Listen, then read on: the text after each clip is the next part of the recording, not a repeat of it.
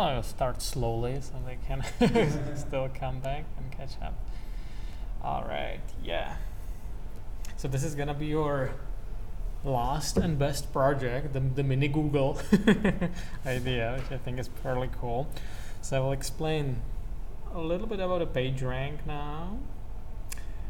Then there will be some more stuff on SVD. I'm thinking we'll do maybe a guest lecture on Friday. I still have to figure out how exactly do I want to do it. Today we are start with the PageRank. So the best way to go about this is to first refresh Markov matrices, these random walks in graphs described by Markov matrices, because the PageRank idea builds up that. So let me. Do you remember we did a little bit of that? I was like doing this example and like ants transitioning with certain probabilities from state 1 to state 2. I found there is actually a better example to explain this. I mean, the idea is the same, but the example is a little more intuitive. So it's a Denver example. So let's do an example. Then the PageRank idea will essentially be building on top of this idea. So I want to do like the simple thing first, and then we will see how this generalizes to the entire web. So this example is concerned about rental cars. In particular, rental cars in Denver. The city is arbitrary, however. So you have some number of rental cars in the country, and there is some distribution of the cars that are currently in Denver. Let's say it's gonna be like 0.02, and 0.98 is gonna be outside. So that means in a. Yeah, we were just debating why is it that most people come like 5 minutes late, but exactly like inside. I'm not making this up. Yeah, all right. So the example is I'm doing an example. We're studying the distribution of rental cars in the country, and we are for some reason we're particularly interested in Denver, and we start with 2% of all cars rental cars being in Denver, and 19% cars being outside Denver. And now let's say like we hired some statisticians, and they created the following model, how the cars move around the country. So let's say that every month, so 80% of the cars that are in Denver stay in Denver. So sort of makes sense, right? 20% leave and go outside. Now 5% come from the outside, so come in Denver, and 95% stay outside. So every month, it's like a monthly statistics. So I can formalize this using a graph with 2 nodes. So if like I have a node of inside Denver, I have 0.8 probability of staying in there every month, and if this is outside of Denver, is 0.2 probability of going out. So this is what this says. I'm just like encoding it in a graph, which we will then, it's essentially like a Markov chain, which will then turn in a Markov matrix. It's very similar to the ants example we were doing before. I just want to recap that. So the other way around it works. So the 5% of the cars that were outside come inside Denver. So that's the opposite arrow. It's with weight 0.05. And 0.95 stay outside. Okay, so you can look at this model. It's like a mathematical model of how the cars move around. That's like a graph of 2 states, and there are some transition probabilities. And we can capture the behavior of the system using a matrix. So if you're in linear algebra, so of course there has to be a matrix, Markov matrix, which looks like this. So I just put the probabilities there, and the idea is that all the columns sum to 1. Notice that they all sum to 1, which corresponds to the fact that all cars are accounted for. So let's ask the following question. Let's say after 1 month, so if this was the initial distribution, 2% inside, 98% somewhere else. So what is it going to be after first month? That's the first question. So that's relatively easy to figure out, right? So all I need to do is compute this matrix vector product. So this is the initial distribution.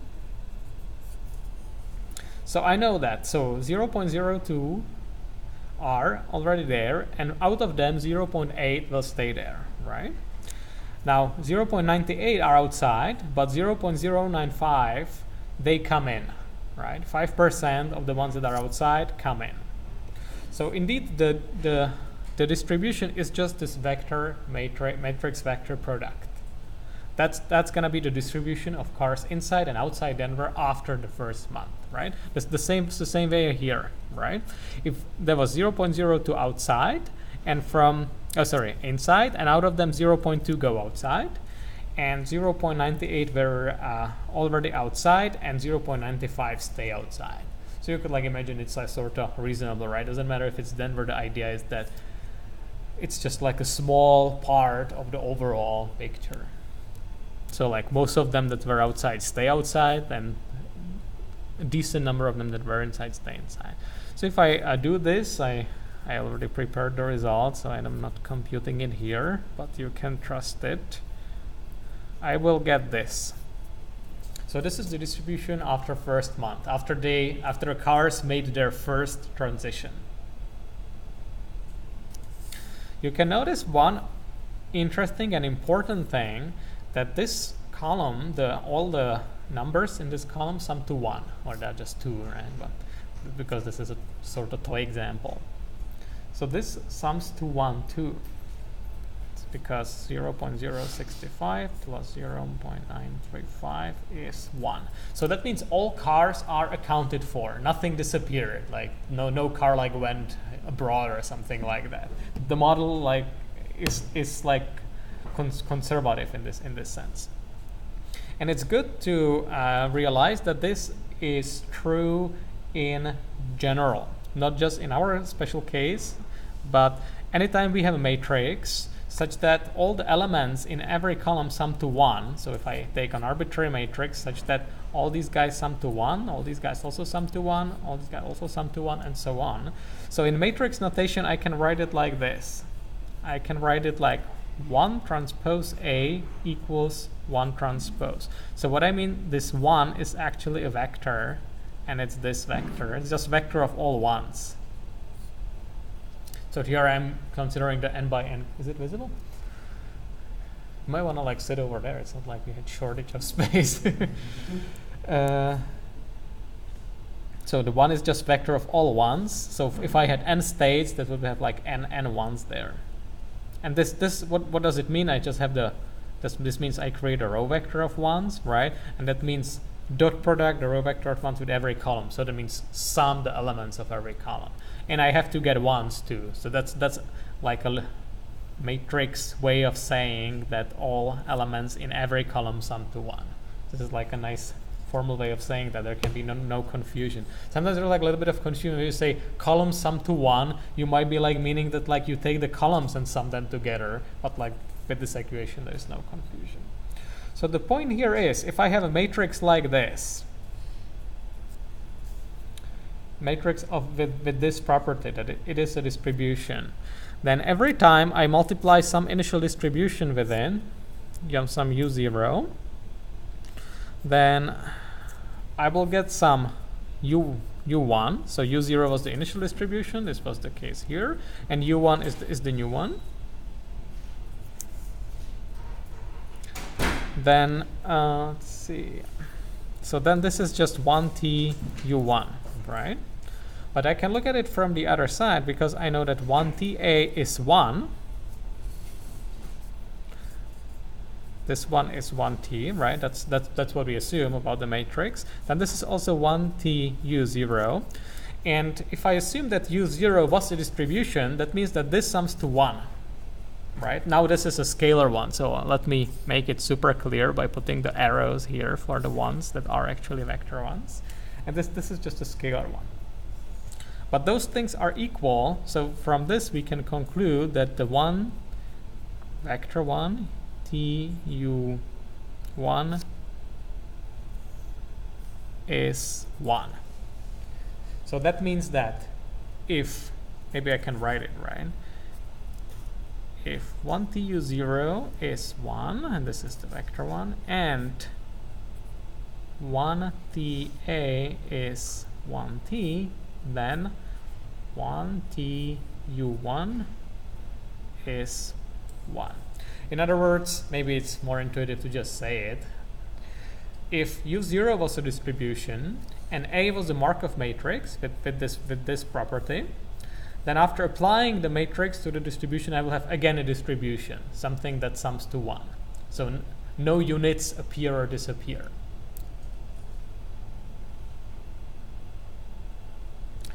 Okay, is that clear? Yeah. Oh, for those of you who came a little bit later, the point here is to review Markov chains, because that's like the basic building block to build up to PageRank, which is a cool thing by itself. It's also part of your next and final project, mini Google. So I'm reviewing Markov matrices on this example. So the question here is, what happens in the long run? What will be UK for k large, right? This is what we were looking at before. And it turns out that what really determines the behavior of the system after many iterations, right? Like I can do like u2, which would be like a times a u0, which this is just u1, right? And generally uk is just the kth power of a applied to the initial distribution. Yeah? So that thing that almost looks like a finite state machine with the in and out. That's right. Huh? Is that a Markov chain? Yeah. Basically, right. But it has probabilities of transition. That's what makes it a Markov. Like finite state automata, they don't roll dice, right? Usually. So this is like what a finite state, what a Markov chain is. Yes, I think so. I don't recall if there is some catch in the definition. Okay. But this is at least my current understanding of Markov chain. Yeah, like don't quote me on that, but yeah, I think this is what this is definitely what is called the Markov matrix. We will I think the full definition of a Markov matrix is that the entries are non-negative. The matrix is real, square. Doesn't have to be symmetric. Right now, this is not symmetric. No reason for it to be symmetric. But this has to be true. It has to always be distributions, because we look at it at probabilities, right? So the things always have to sum to 1, right? If you sum all your possible options, the probability that you will take one of them is a certain, right? That's 1. So that's why. All right, so we are interested in the distribution after long enough time, in the long run, if the population of our cars converges to something. And we know that the critical thing to look at are eigenvalues and eigenvectors of the matrix A.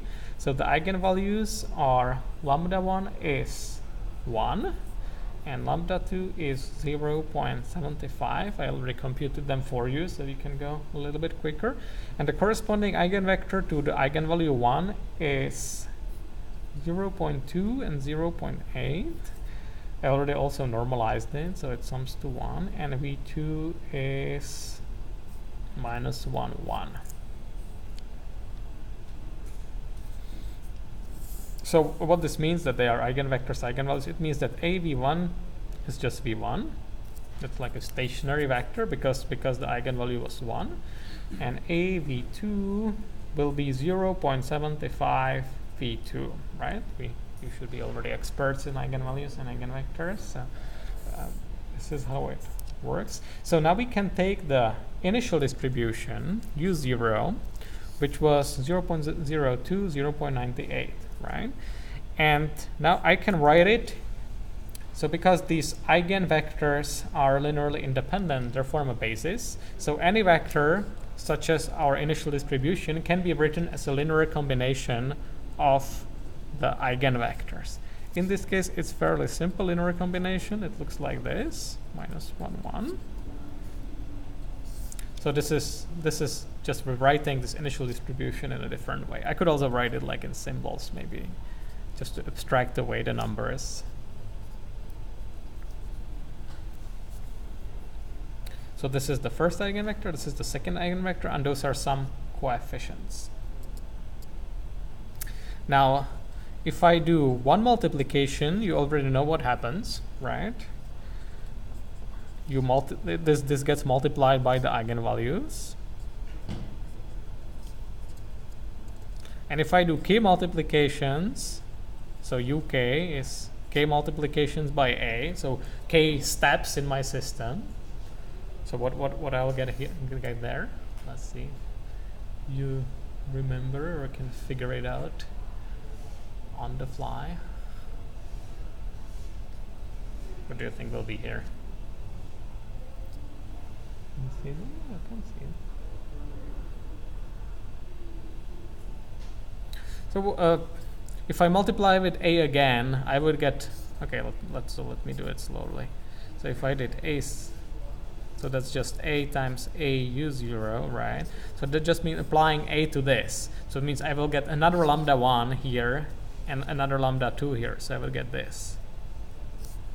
So that I run out of space. That is squared v2. This does not belong there. So after k runs, I will have lambda 1 to the power of k. And here I have lambda 2 to the power of k. All right. Well, lambda 1 was 1, so this was 1, right? That's written right here. And lambda 2 was something smaller than 1. So that means that this whole thing s goes to 0 as k goes to infinity, right?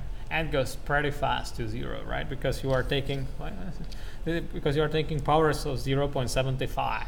So like second power, third power, fourth power, you can try computing in MATLAB. It goes to 0 very, very quickly. Now this thing doesn't go anywhere, right? This was 1, so 1 to the power of whatever is still 1, right?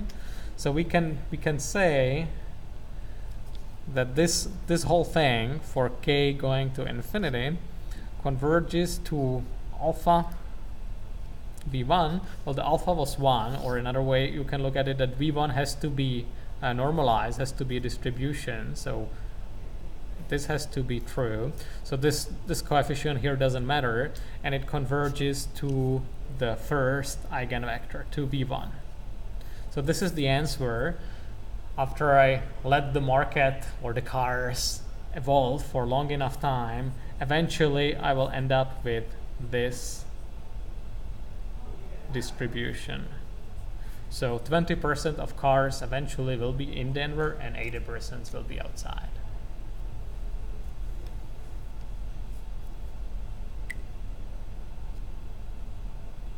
Okay, makes sense. The only idea here is to first realize that all we are doing here is just repeatedly multiplying by the matrix, that the system evolves, the system evolution is encoded in the Markov matrix. So maybe I can actually summarize the properties of Markov matrices in general. So this was one example to highlight them, but we can look at it in general. And then the only remaining idea was the application of eigenvalues and eigenvectors to discover the behavior of high powers of a matrix. To essentially reduce the problem of figuring out what the hell is a to the power of k applied to some vector by reducing it to eigenvalues and eigenvectors.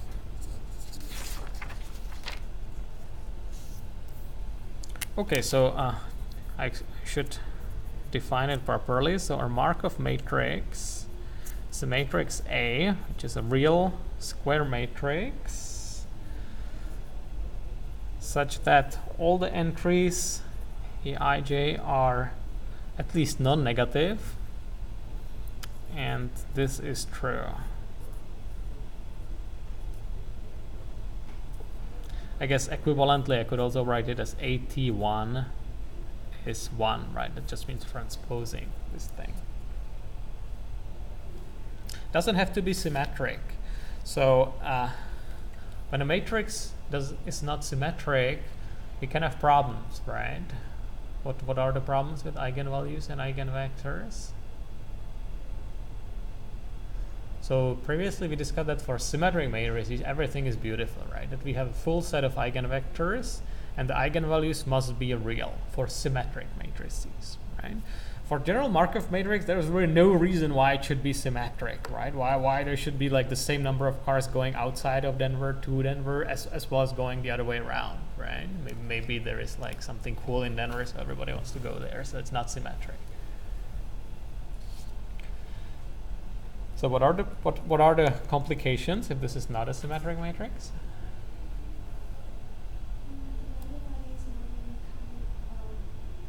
That's right. Eigenvalues might be complex. That's right. And while there will be always n eigenvalues, maybe some of them complex, we might not have a full set of eigenvectors. So that's not such a big problem. The cool thing is that with Markov matrices, we have these additional assumptions, these two, and from them we can deduce the following facts. The first fact is that lambda equal 1 is always, so important, I will write it down, it's always an eigenvalue.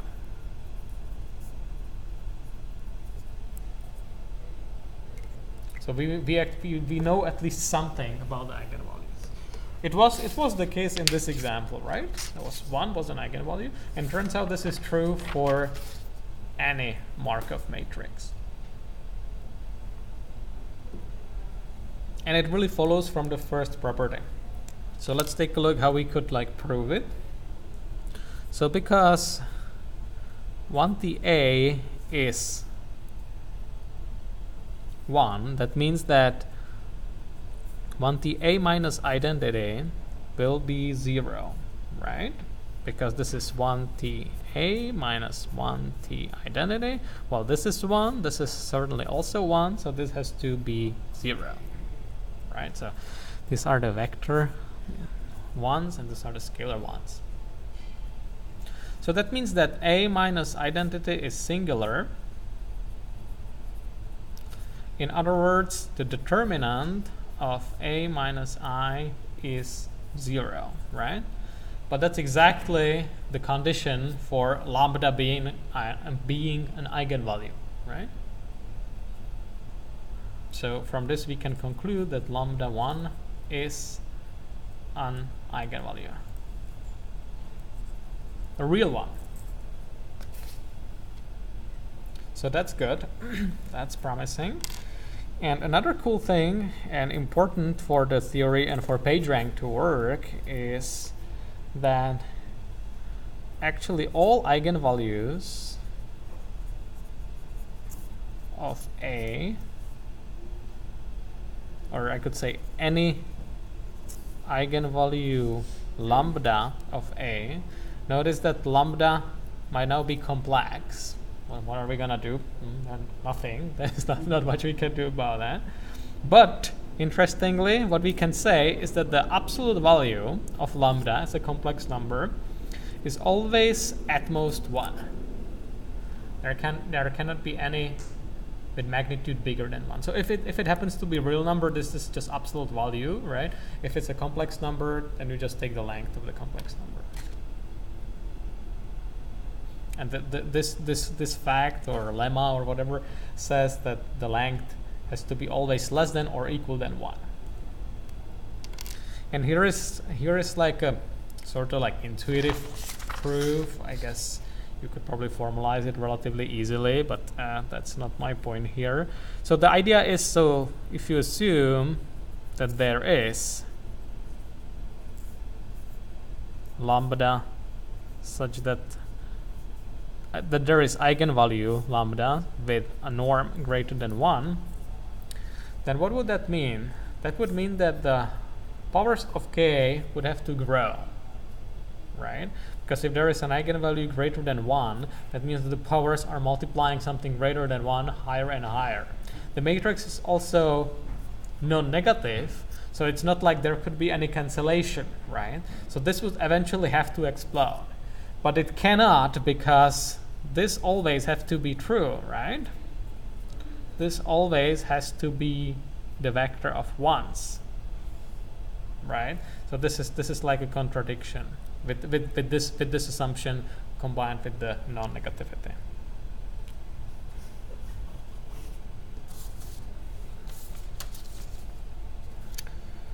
Okay. So this is good. These facts tell us that we can somehow tame these matrices. There is still one catch. The catch is, could you guess what the catch is? That's a slightly tricky question. So now it looks promising, right? The eigenvalue 1 will always correspond to some eigenvector. It's going to be a real eigenvector, right?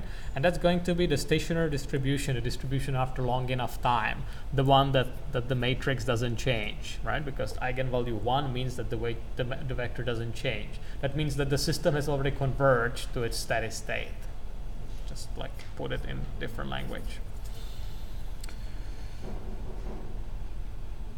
The only thing we need is that all the other eigenvalues, in this case the only other one was this lambda 2, we want them by this process to go to 0, right? If they go to 0, everything is cool and we converge to the steady state distribution described by the eigenvector with eigenvalue 1. So what can go wrong here? Yeah. So we have that they're all the eigenvalues are less than or equal to 1, but if they're 1, they're not going to go away. Exactly. That's exactly the problem. So if I had a matrix that has eigenvalues lambda 1 and lambda 2, and their length, both of them, was exactly 1, right? Then we are going to run in troubles. This is the simplest example where I can show this is this matrix. It has eigenvalues. Lambda 1 is 1 and lambda 2 is minus 1, right? So after taking absolute value, both of them are 1. And what does it mean actually in the Denver example? It means, what does it mean? Someone else this time around? I can say it. They swap everyone? Exactly. All the cars from outside Denver come immediately to Denver, and the other way around. All the cars from Denver leave, right? It's like a crazy weird situation, but that's allowed, right? So taking the powers of a to k will not converge to anything. It will keep alternating, right? I mean, if I do a squared, I will get identity, right? I have just swapped. If I do a third, I'm back to a, right? Because this was identity. So it will just keep alternating. So that's not good. That means our Google would not converge. So fortunately there is an easy fix. I mean, there are also complicated fixes, but there is an easy fix, and that's also the fix that PageRank uses. So the idea is, if we assume that all the entries are not only non-negative, but strictly positive, A, I, J are strictly positive, so no zeros are allowed anymore, then from this it's possible to prove that lambda 1 is strictly the largest eigenvalue.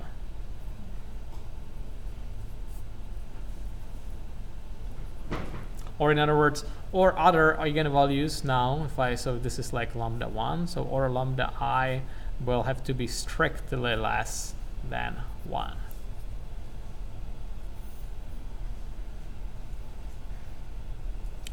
So this is a case of Perron-Frobenius theorem, and I'm not going to prove it here. Maybe I'll just give an intuition.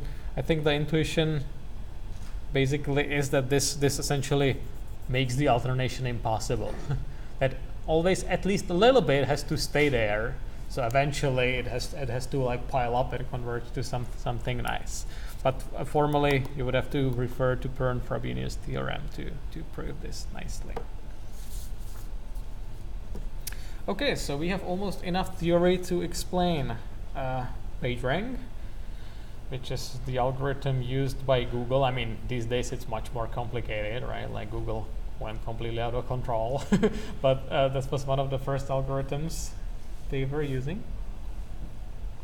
So the idea of a search engine is fairly simple, right? You have a zillion websites on the web, and each of them contains some words, and you want to search by a keyword, right? So you crawled, what do they call it? You collected, you downloaded all the websites and indexed them. So you can quickly search for the keyword the user typed in, right? The user types in a keyword, and the search engine immediately returns all the websites that contain the keyword, right? The problem is there is like a lot of them, right? So the most important thing, or one of the most important things about a search engine, is to order them in a reasonable order. And the reasonable order is to put the more popular websites first, the ones the user might be more likely to be looking for. And the idea of PageRank is to measure this importance as essentially their popularity, which can be formalized as a fraction of visits by a random surfer. So the idea of a random surfer, like ideally we would want like a model of actual humans surfing on the web, right? So human starts like open a website, you go to some site, to the first one, and then reads the website and then clicks on some link, right? Goes to another website and repeats the entire process. So the model of the random surfer, I guess we cannot simulate a whole human, but the random surfer is already good enough, and that's what's used in the PageRank algorithm. The random surfer starts at some site and then picks a random hyperlink going out of that site to another site. Then clicks again and picks another random hyperlink and traverses the graphs essentially randomly, right? You can see the similarity with these graphs with probabilities, because that's exactly how we model our random surfer. And the idea of PageRank is that the popularity or the importance, the order of the website will be given by the fraction of visits by a random surfer, or the probability an average or a random surfer is on a website. Like if you have like lots and lots of users, they are all clicking on the links like really stupidly, just randomly. Some sites will be more popular, some sites will be more linked to than others, and those will be the ones more visited. So chances are you were looking for the more popular one. Okay. Oh, there is one little catch. Can you see what is the problem with this model? Problem is that the surfer might hit a website when there are no outgoing links, right? Probably these days there's not so many of those, but or if there's a loop. If you get linked to a page, it links to another page, it only links back. Right. That's yet another problem. Yeah. And the PageRank has to address both of these. So the first one, the one I first mentioned, is easier to handle. Basically, what do you do, or what does a random surfer do if it hits a website which doesn't go anywhere? Well, pick a new random starting site, right? Just assume you can just like hit random and just bring you somewhere on the web. So that's exactly what we assume there. And for what you said, that's also a problem, because indeed there could be like isolated like components, right? Independent connected components, right? Like if this is like, I don't know, some closed website in North Korea or something like that, where like is not allowed to go to link to outside world or something like that. So to do this, the model of the random surfer says that the random surfer can every time with certain probability to choose a new random starting site, right? So essentially clicking, sometimes it gets bored and decides not to follow the hyperlinks anymore, but just to go to a new site, right? And this way you can get to arbitrary component, of course. Okay, so first, finally I got to the slides. Now it should be easy after the setup. So the idea is to look at the World Wide Web as a graph. So you have websites, and you have links between them. So there is a link if there is a hyperlink on this side, for which you click and you get to this side.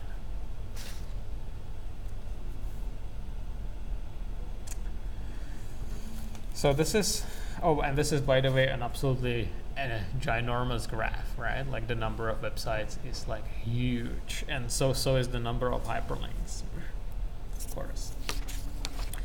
So if you want to capture this, the random transitions there, then we do it exactly with the Markov chain.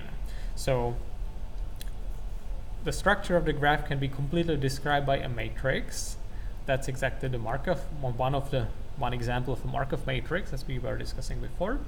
So the number, and this is important, Lij, so I is the index of the row and j is the index of the column. And it's the probability that the user will move from website J to website I. So in this model, we will assume that the user is like really not intelligent, it's just equally likely to take any link going out of the website, random clicker really. Here is the catch, which I talked about, that if we don't have any outgoing links, then I would have a completely zero column in this matrix, right? Because the J's are over columns, and if I have a column of all zeros, means there's nothing going out from the side.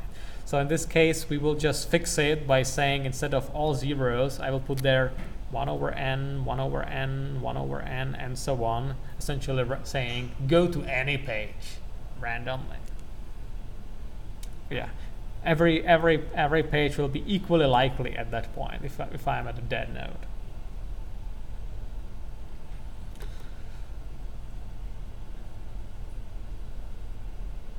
So okay, so the matrix is indeed a Markov matrix, because the entries in each column will sum to 1, right? Because if I have a website with some number of links, I just divide the 1 by the number of links. That's how I get my probabilities, right? If I have 6 links, I would have 1 over 6. 1 over 6, and so on, 6 times. And I have exactly a Markov matrix. So here is again a summary of the properties on the slide, so you don't have to rely on my handwriting so much. So this is just summarize the theory. So if I have some distribution pt at time t, so this t is now like a time of the progression of the random surfer, then the distribution in time t plus 1 is just matrix multiplication, mpt, just like before.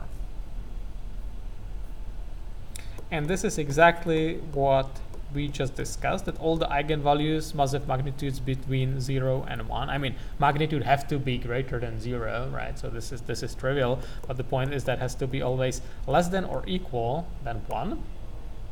Or if we make sure that the Markov matrix is non-zero everywhere, if it's strictly positive, then it has to be strictly less than 1. And this is again saying the fact that since the columns sum to 1, so here it's written using the matrix transpose, I could also write it like this, right? As I was doing before. So from this follows that 1 is an eigenvalue of m. This vector is an eigenvector of. This is actually wrong, right? Because this boldface 1, this is what I was referring to as 1 row, is a vector of all 1s, but that's an eigenvector of mt, right? M is not symmetric here, right? So it's not like that would be the same. To be a little bit careful. But this is exactly what I was explaining before. Here it's just summarized again. So this is just saying again that M must have at least one eigenvector with eigenvalue 1. And if there is only one such eigenvector, which is the case if all the probabilities are strictly positive, then that's the steady state. That's what we were looking for. So that's the last point. Eigenvector corresponding to eigenvalue 1 is the stationary distribution. That's where we have converged, like That's basically the distribution. If you take like large population of random surfers and make them and let them progress, let them play their game for a while. So after long enough time, if you count the fractions of sites they are on, you should see something very close to the vector v. That's the idea.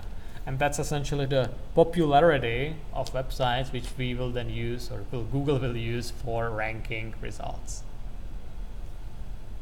Unless, of course, somebody pays them to put their site up above, right? That's how they make the money. Okay, there are these tricks. Here's the problem you were talking about. Right? If there are like multiple connected components and there is simply no link from here to here or no link from here to here, then I'm just then if I started here, I never discovered the other component. This is also sort of pragmatic, because this will make the issue of two eigenvalues one go away. So the idea is, as I said before, is to augment the model and say that the random surfer is allowed at any time to become bored and go to a random new site instead of following the links. Because following the links is going nowhere. You just say, okay, never mind, I'll start over again. And the probability of starting over again is 1 minus alpha. So the probability alpha is following the links as specified, and 1 minus alpha means, okay, I go anywhere. So the Markov matrix of going anywhere is this 1 transpose, which is just a funny way of saying matrix of all ones. Except I have to divide it by 1 over n, so it's again a matrix that sums every column elements. Sorry, all column elements sum to 1. It's much easier to write than to say it all over again. So this was the L was the matrix of links, the one augmented for the dead end links, and this is the matrix of just saying go anywhere.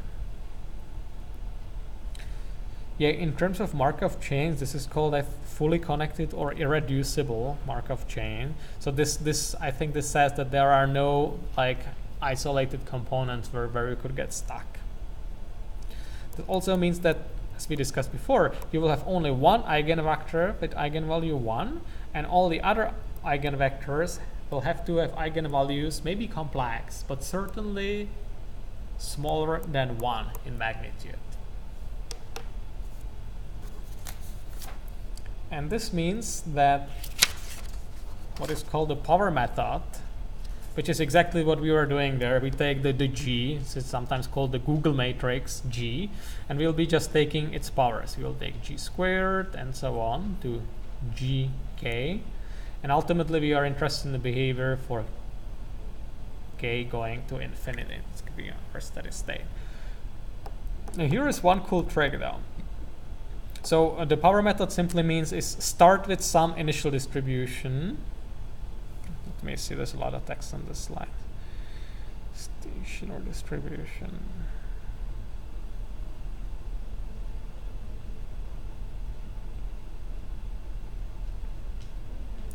You could just say, well, let's compute the eigenvalues and eigenvectors, feed it to MATLAB, right? Well, it's not gonna work for the web, right? No way, right?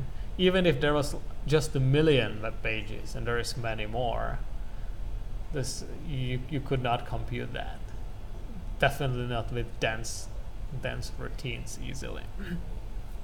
There is a cool trick though that you can still find out the eigenvector without actually even having to create the matrix G in memory.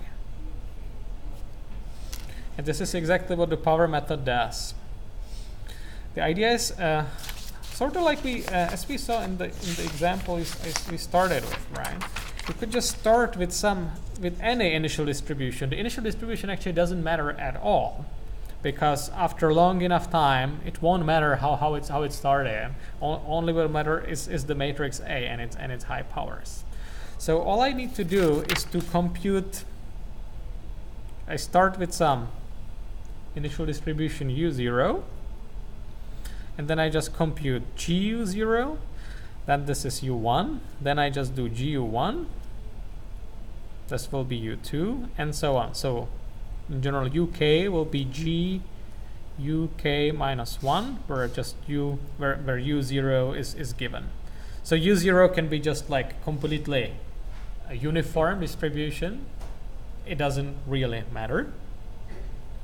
And the idea is that now having the theory nailed, we know that this has to converge to the eigenvector, right? That the limit for k going to infinity of uk has to be the stationary distribution, or the eigenvector corresponding to eigenvalue 1.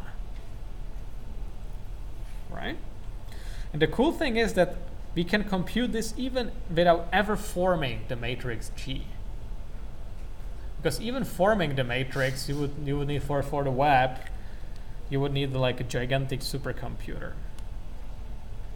Or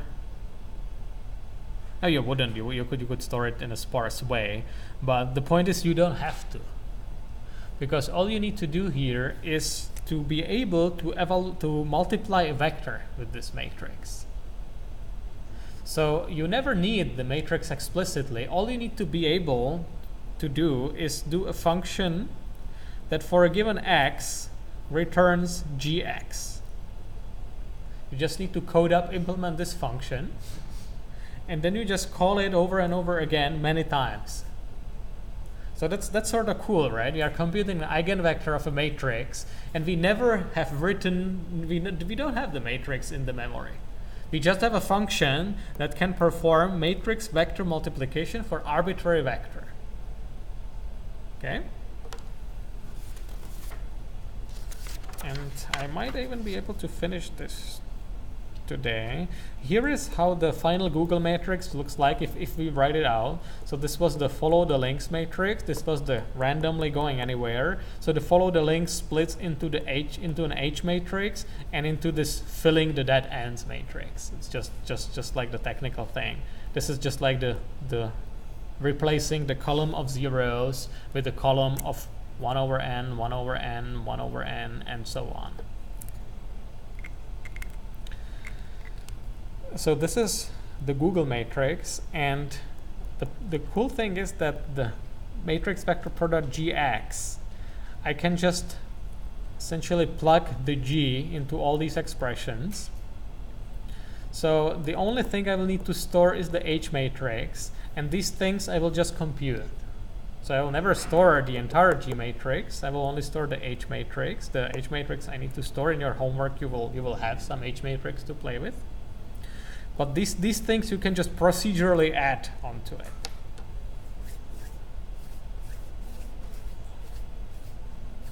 And this is essentially why PageRank works. Yeah? Question? So how do you test for convergence if you don't have like the final matrix? So the convergence is guaranteed by the theory. You know, you constructed the matrix such that all entries are positive, right? Which guarantees you that there is only one eigenvalue 1 and all of them has to be strictly less than 1. So from the theory, you're guaranteed to converge. So you know that by doing this enough, you will eventually converge. Yeah, so like how do we know when is enough? Like, I guess That's a very good question. I mean, there are several strategies, right? You'll be just looking at it, and when you see it's not changing much, then then you declare it's converged. Like, yeah, this is a complicated question. You don't know in general. Because of course, yeah, you could have in theory an eigenvalue 0.9999999, and of course that would take a while to converge, right? You could probably show something that if this alpha is like big enough, then this can happen, and the largest one will be like sufficiently small. But I'm guessing right now. okay. In practice, it's not much of an issue. You just multiply it enough times, and then you see, oh, we are already there. Like that's the easiest way to just decide on convergence. Once you are not making any progress, you say, well, I must just stop. Yeah, it's a good question. I'm sorry I don't have a better answer. I don't think there is any like more. There is probably like much more theory about it, but in practice, might not matter all that much. Because in one of my other class we like do a like it's